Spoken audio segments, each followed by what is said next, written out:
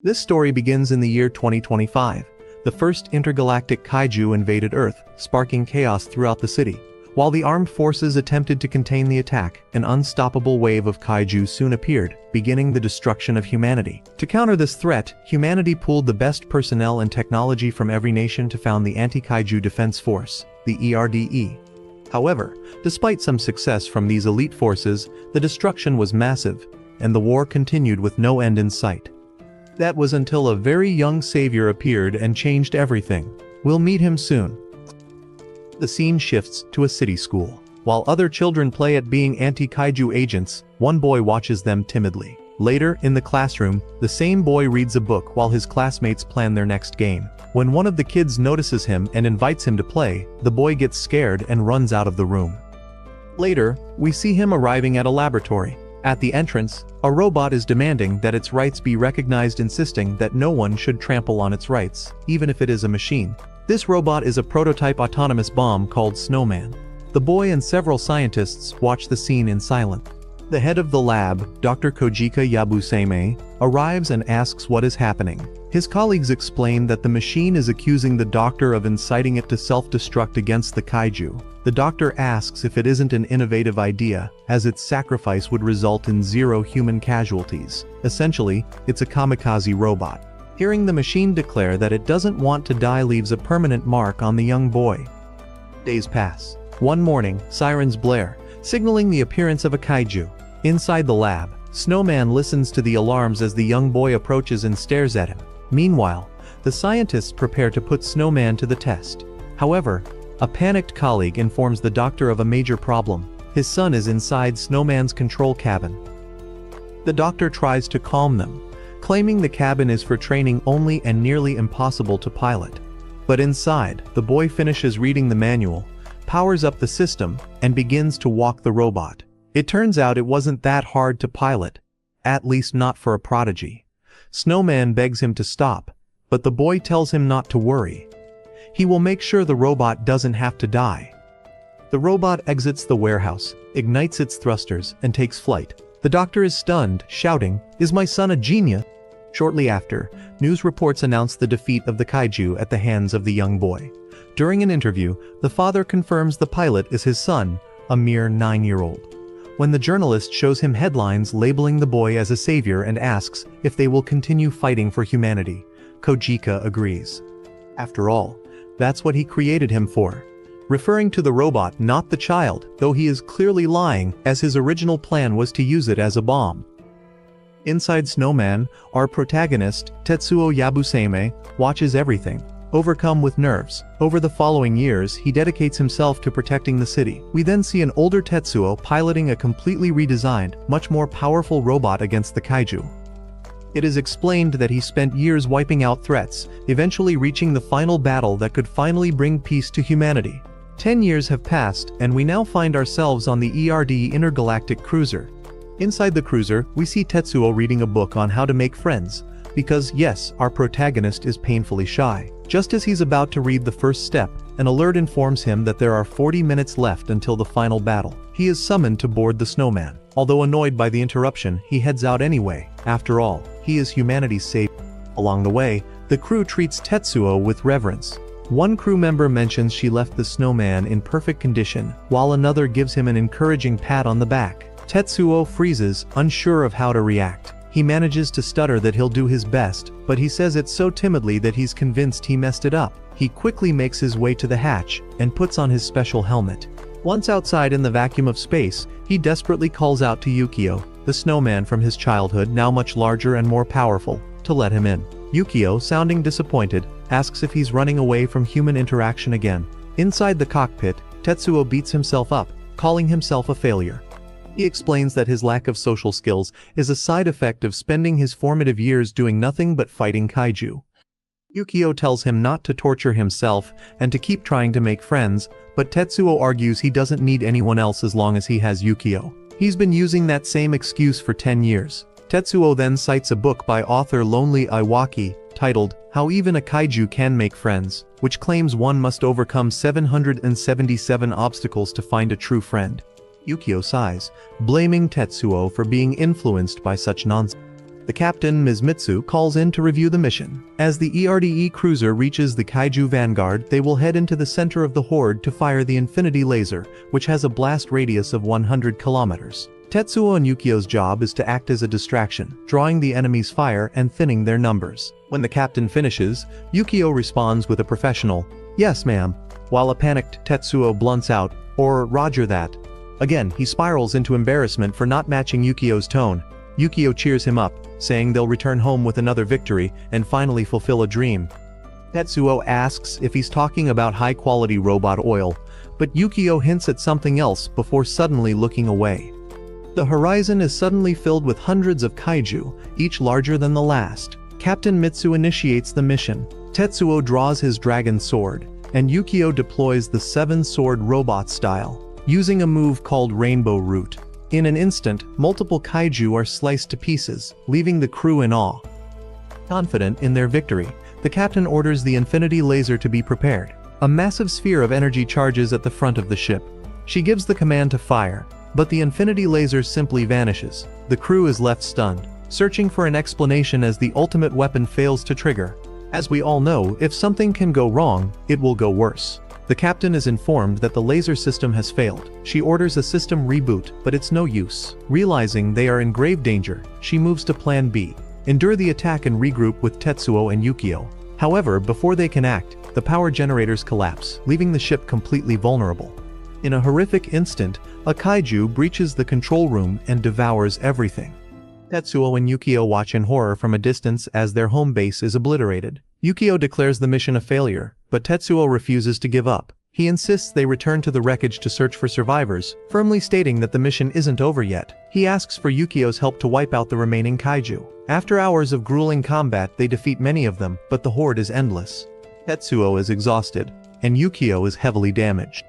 Seeing that continued fighting is futile, Yukio suggests self-destruction. Tetsuo accepts, believing they will save the Earth together. As the kaiju slowly begin to tear Yukio apart, the robot teases Tetsuo about never being able to make a single friend. Tetsuo snaps back, telling him not to bring that up while he's busy looking for the self-destruct command. He makes it clear that none of that matters as long as they are together until the end.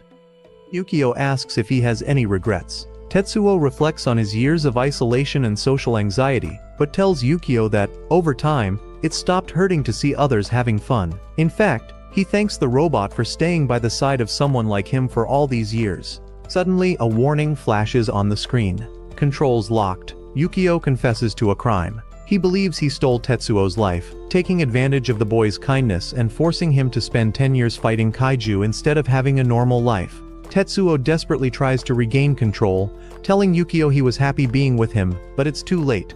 Yukio activates the escape pod. With a 10-second countdown, Yukio laughs, remembering how Tetsuo once saved him. "I won't let you die here," he says. The pod is ejected. As Tetsuo screams Yukio's name, the robot reveals his true dream. It wasn't high-grade oil, it was for Tetsuo to return to Earth, have a normal, happy life, and make many friends. Through tears, Tetsuo promises he will make 100 friends. Satisfied, Yukio detonates, taking the entire kaiju horde with him. Tetsuo is placed in cryostasis inside the pod. After a long time, he finally reaches his destination. He wakes up in the Tokai region of Japan. The date is August 8th. He has been frozen for 8 years. It has been 10 years since he left Earth, enough time for a primary schooler to become an adult. Tetsuo worries if anyone will want to be friends with an old-fashioned guy like him. He briefly considers locking himself away to research modern trends, but since the pod's external cameras aren't working, he decides to step outside. He imagines a crowd of people waiting to hail their savior and offer their friendship, finally fulfilling his promise to Yukio. But as the hatch opens, the reality is devastating. There is no crowd. Japan and the entire planet is buried under a thick layer of ice. The world is no longer the Earth he knew. It is now Snowball Earth. Tetsu still holds on to the hope that only this specific area has frozen over, much like Antarctica. However, when he checks the Earth's records inside the capsule, he discovers the entire planet is encased in ice. To him, this seems impossible. Only 10 years have passed, and a planet shouldn't freeze that quickly. He begins to wonder what happened to humanity, to Erde, and most importantly, what will happen to his promise. We then see a flashback to his middle school days. Tetsuo is studying in the infirmary when some classmates spot him and are amazed to see him practicing kanji. They mention that as the savior, he shouldn't have time for school, expressing a bit of envy. Tetsuo hadn't even noticed them, but hearing them stresses him out. He recalls his father's words calling him important, which only makes him withdraw further. Back in the present, 22 hours have passed since his arrival, and hunger kicks in. While looking for supplies, he accidentally triggers a video of Yukio. In the recording, Yukio expresses his wish for his friend to return to Earth and live a happy life filled with friends. Motivated by these words, Tetsuo puts on his coat, eats, and prepares to face the world, swearing he will make many friends, even if they're just snowmen. Okay, I added that last part, but you get the vibe. Using a book as his guide, he takes the first step, leaving his home to meet people. As Tetsu treks through the snow looking for survivors, he eventually spots a person. Overjoyed, he rushes toward them, but he trips and hits a machine, causing the figure to fall and shatter. Tetsuo realizes the man was frozen solid. He buries him and prays for his soul. Rest in peace to the guy who could have been our protagonist's first friend. Tetsu discovers the machine still works and uses it as a vehicle. He spots a massive hole and theorizes that people might be living underground where it's warmer. He prepares to call out to them but gets too embarrassed honestly. He'd rather freeze to death than shout for help. Suddenly, a kaiju appears behind him. Tetsu escapes in his excavator, but the path ends abruptly, and he plunges off a cliff. On the bright side, he loses the kaiju. When he wakes up, he is surrounded by the frozen ruins of the city he once called home. The sight devours his spirit. Imagine losing everything you've ever. The ground begins to shake again. Realizing another kaiju is approaching, he hops back into his excavator. As the monster enters the cave to devour him, Tetsuo declares it's time to move forward. He charges at full speed, but the kaiju is so heavy and powerful that it begins to push him back. Even so, Tetsuo doesn't give up. Using all his knowledge, he devises a plan. Knowing that the monster is driven purely by its predatory instinct, he assumes he can outmaneuver it. He waits for it to close in, analyzing its movements. When the beast lunges to devour him, Tetsuo uses the machine's claw as a shield while searching for a way to win. The constant collisions weaken the mechanical arm, eventually destroying the claw. In that moment, Tetsu recalls his father's words and makes one final effort. Using the mangled arm of the excavator, he allows the monster to swallow it. Once inside, he pierces through the beast with an improvised spear, finally defeating it. See? Following the battle, 3 people appear and approach the monster to inspect it. Seeing a whole kaiju body, they start celebrating their find. But then, our protagonist crawls out from inside the monster's mouth, covered in blood. Spotting other humans, he screams with joy. The 3 people, however, scream in pure terror, mistaking him for a monster. I mean, is he really that ugly? Tetsuo speaks to Yukio, saying he finally found survivors. This scares the people even more, and they start praying to defeat him. Their leader, a white-haired woman, the Alvina, calms them down and takes a combat stance. Tetsuo tries to start a conversation, but he can't quite remember how. He recalls the book he was given and thinks he needs to smile, but when he does, the survivors just find him more suspicious. Unable to take any more, Tetsuo sighs with relief that he found people at last and collapses unconscious. A flashback triggers. Yukio is complaining to Tetsuo again about reading those nonsense books. Tetsu tells him he knows nothing and that the author of that book had 1,000,000 friends. Still, he admits to Yukio that step 2 is the most terrifying part. He confesses that if he weren't a pilot, nobody would care about him. The second step to making friends? Introducing yourself. Back in the present, Tetsu wakes up. He slowly remembers the ice cave and the survivors, only to turn around and find the entire group butchered the kaiju. Ignoring their work, he gets up, determined to go over and make friends. But then, he realizes something: he's tied up. Being tied up is nothing for our protagonist. Surprisingly, from his time spent piloting, he learned how to dislocate his shoulders at will. With a quick twist, he brings his hands to the front. Honestly, I have to admit that's either a top-tier skill, or I'm just easily impressed. While the group carves the kaiju, a man comments that everyone at the center will be thrilled to have the meat. The white-haired girl from before is also happy, though she can't take credit for the kill. Their leader mentions he won't reveal who actually found it, explaining that since she is the ace in the hole for the higher-ups, there would be a massive scandal if they found out she was hunting without permission. She couldn't care less about what those old men think, declaring she won't go down without a fight. The leader starts tearing up, remembering the day he found her crying as a child. but she snaps back that she isn't that little girl anymore. Just then, the others arrive shouting that Tetsuo has escaped. Meanwhile, Tetsu watches the people work. Some use their own body weight to slice through the kaiju's hide, while others provide light. Tetsu deduces that humanity has survived by using kaijus as resources, and he begins to cry, moved by how incredible they are. A young boy approaches him with a toy. Feeling a light tap, Tetsu tries to pat his head but hesitates. The boy doesn't quite understand, but he jumps up to touch Tetsu's hand before running away. As Tetsu watches him go, he notices an icicle about to fall. He rushes over, grabs a bone, and shatters the icicle in a pure combat-style move. Though safe, the boy starts crying from the shock. The boy's father and two twins approach to comfort the child and thank our protagonist. Not recognizing him, the twins bombard him with questions. Who is he? What section is he from? Tetsu tries to explain, but he's so overwhelmed he can't get a word out. Seeing this, the father shuts the twins up with a swift blow and tells them to leave him alone. Yeah, he's the tough love type. The bald man introduces himself as Takemura, father of little Yoi. Tetsu wipes his hand and, with a lot of nerves, shakes Takemura's hand, finally managing to introduce himself. As a thank you, the man offers him a prime cut of kaiju meat. The twins warn him not to do it, or he'll get in trouble with the squad leader, Nishimura. The father doesn't care, he's doing it anyway. At the same time, the search party finds our protagonist. Furumashi suggests capturing him, but the female leader decides against it, preferring to focus on real threats. However, just as they prepare to help the others, a massive arm appears above them and grabs the dead kaiju's head. Everyone is paralyzed with fear. It's a humanoid kaiju.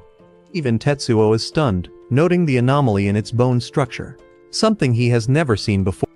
The crowd screams in terror as the kaiju crushes a group of people and then, in a repulsive display, licks the blood off its hand. Amidst the chaos, Tetsuo remains completely calm, analyzing how to defeat the beast without Yukio or the excavator. His only plan is to ask the locals how they usually win, but they are paralyzed by shock. Suddenly, a worker makes a run for it. Tetsuo shouts at him to stop, knowing the kaiju will crush him instantly. However, the silver-haired girl, Nogi, arrives just in time to save him. Tetsuo is stunned by her skill. After ensuring the worker is safe, Nogi notices the kaiju still licking the blood from its palm. Disgusted and overwhelmed by guilt, she slams her own head against the ground. When the worker asks why, she replies that they died under her watch. Furumashi and Shinjo arrive, telling Nogi to grieve later because the preparations are complete. Nogi stands up, shouting that they will tear the monster apart. They activate the smoke machines, leaving everyone confused until Noi uses a megaphone to order an immediate evacuation. Following the drills practiced with Nishimura, the crowd uses the smoke as cover to climb a safety net and escape the kaiju's line of sight. Tetsuo is relieved to see they have an emergency plan and prepares to leave, but he notices the kaiju acting strangely. Having slain thousands of kaijus with Yukio, his instincts kick in. He knows the creature is preparing a devastating attack. The kaiju retracts its neck and opens its maw. Without Yukio, Tetsuo feels helpless. But when Takemura calls out to him, Tetsuo realizes he cannot break the promise of friendship he has just begun to discover. Without hesitation, Tetsuo sprints toward the kaiju to distract it. Takemura is held back by the twins as the group watches in awe. The kaiju cancels its area attack to focus on Tetsuo. As he dodges the creature's crushing blows, Nogi wonders why he is risking his life like this. For Tetsuo, it's all for the sake of the friends he hopes to make. The pursuit continues until the kaiju strikes a massive block of ice. The impact sends debris flying, knocking Tetsuo unconscious. Nogi rushes to rescue him, but a massive wall of ice blocks her path. As the survivors continue to flee, they watch in horror as the defenseless Tetsuo is captured by the kaiju.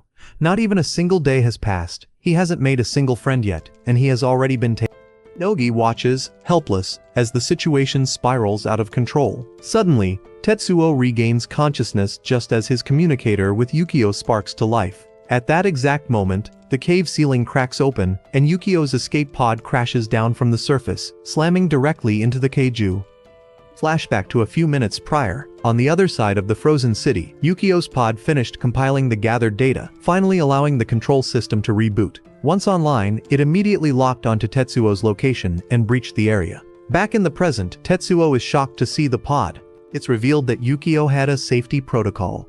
A failsafe he never thought he'd actually need designed to activate if death ever threatened to separate him from Tetsuo. Reverting to his true form, Yukio catches Tetsuo and asks, "Are you ready to begin the fight with combat form number 1? We jump back 14 years. One morning, while fighting a kaiju, Tetsuo noticed Yukio's joints were screeching.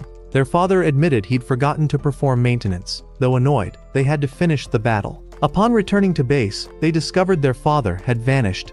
While waiting, they shared a drink. Tetsuo reflects that Yukio was his very first friend. We then see Tetsuo 120 days after Yukio's destruction, rewatching old conversations just to fill the void in his heart. He had accepted that this hole would never truly heal, becoming a scar that only pretends to fade with time. That was his reality, until this very moment, when Yukio returned to his side. Ugh, how annoying, the kaiju growls, lunging at them. Yukio dodges with a leap, using his leg thrusters to deliver a blow that knocks the monster down. The metallic friend explains that during the explosion, his self-personality was transferred to the pod, though the installation took far too long. "I'm finally home, Tetsuo," he says. Onan. Tetsuo welcomes him back through tears, but the moment is cut short as the kaiju rises again. The crowd is baffled. Where did this machine come from? Yukio addresses the furious kaiju, declaring that anyone who faces him and Tetsuo will meet their end, even without a proper weapon. Tetsuo panics when he realizes Yukio is literally just an escape pod now, resembling his first prototype. "Don't be so optimistic," Tetsuo yells while Nogi warns the crowd to stay back. The monster prepares an attack, its entire body trembling. Yukio identifies the predatory stance, noting how it strengthens its forelegs and neck. He warns Tetsuo to be careful, but the kaiju charges with blinding speed, slamming them into the cavern wall. From the outside, the survivors watch as steam rises from the impact zone, and the kaiju staggers back, severely wounded. Inside the cockpit, Tetsuo and Yukio remain composed, acknowledging that the last hit was far too close for comfort. The relentless kaiju shifts its stance once more into a predatory position. The crowd watches in terror, but one of the workers speaks up, encouraging the others. "He's certain they'll be fine after all. They've seen a warrior like this before, haven't they?" The kaiju lunges at our protagonist with everything it has. Anticipating the move, Tetsuo readies himself as a beam saber ignites from his unit's hand. Seeing the glow of the blade, the people are struck by a memory of the fierce warrior who once protected Japan. Tetsuo charges. With a fluid motion, he evades the monster's path and executes a strike using the dust blade, robot style, decapitating the massive kaiju in a single clean stroke. The crowd is left in awe at how effortlessly he dispatched the creature. Among them, Nogi watches with deep admiration, struck by the absolute perfection of his combat technique. Meanwhile, 100 kilometers away in the ruins of Tokyo, a humanoid ice creature basks in the freezing climate, completely unbothered.